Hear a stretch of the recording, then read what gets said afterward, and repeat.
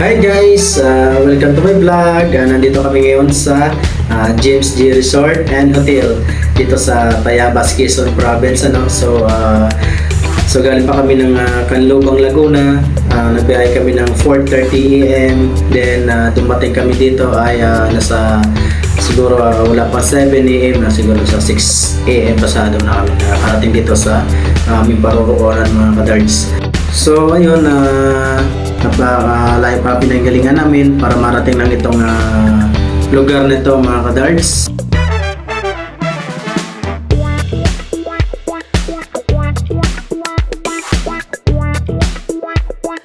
Lugar na to, mga kadards. So napakaganda siya, maganda yung tubig, then maganda ang view, may mga pine tree, then may mga nyugan.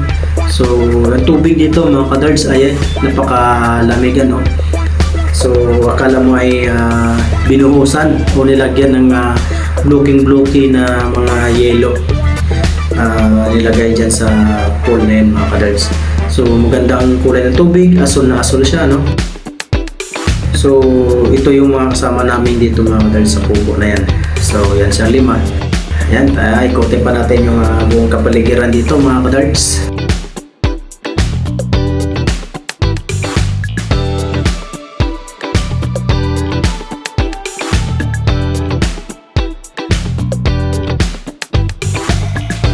So yan, napakagandang lugar dito sa Tayabas, Quezon Province, mga kadards.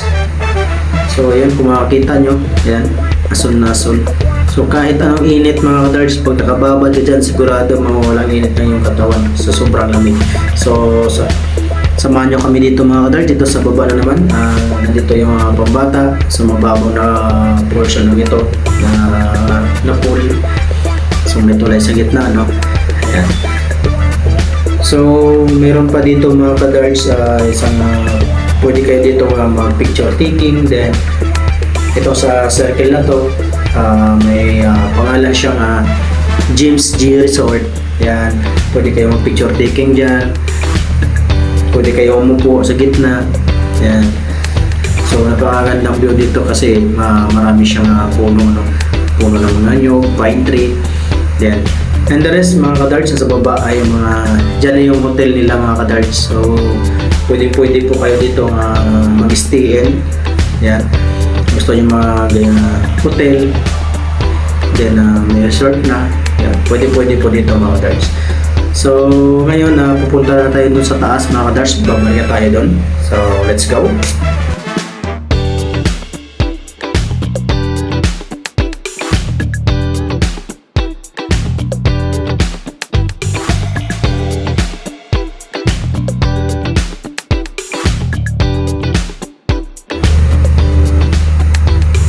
So sa parts dito, mga kadards, nandito na yung asawa ko, siya yung nakatalikod.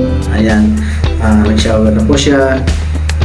Bago po kasi lumusong dyan sa pool, mga kadards, ay dapat na nag-shower muna bago lumusong sa pool, mga kadards. Dito yung 5 namin kasama, mga kadards. So kumakaway-kaway na.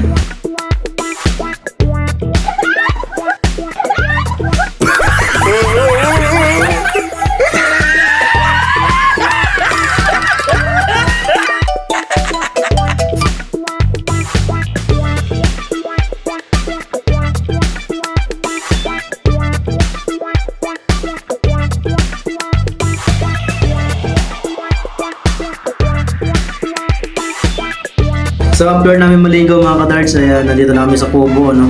Bumili nga sila dito ng ice buko. Then siyempre, kung napapansin nyo yung malaking Wilkins, mga kadards, ay isa po yung alak yan.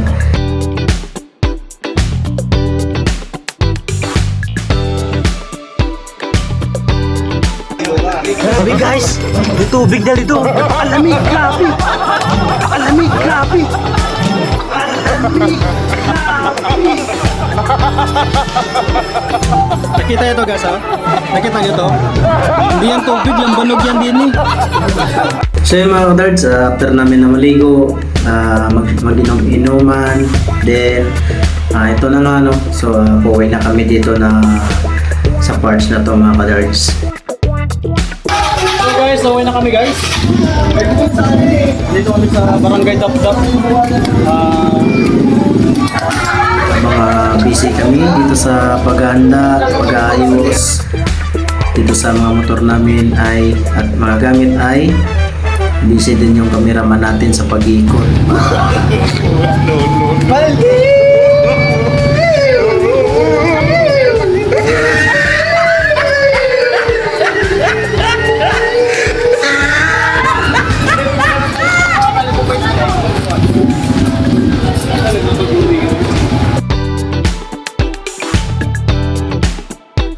Actually mga kadards, ngayon ko lang ito sila na-meet no, kasi nga bago lang to sila sa company na inalisan ko doon sa 7 taon ko na pinagtrabuhan. So ngayon ko lang sila na-meet, so bago pa lang to sila mga kadards.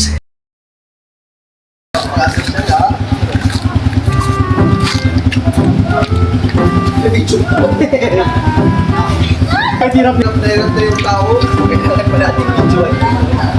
At siyempre, kinuha ko na rin yan yung helmet namin ng asawa ko. Yan. Yes.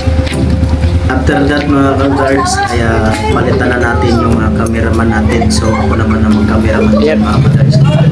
So after ko banda rin yung motor ko.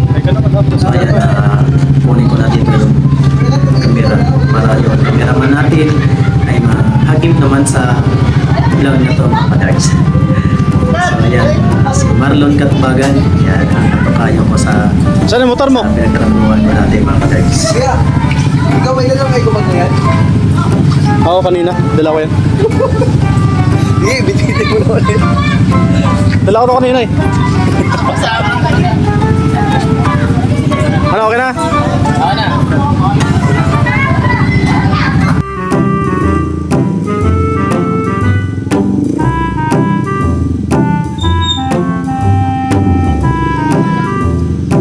Ano, shout out.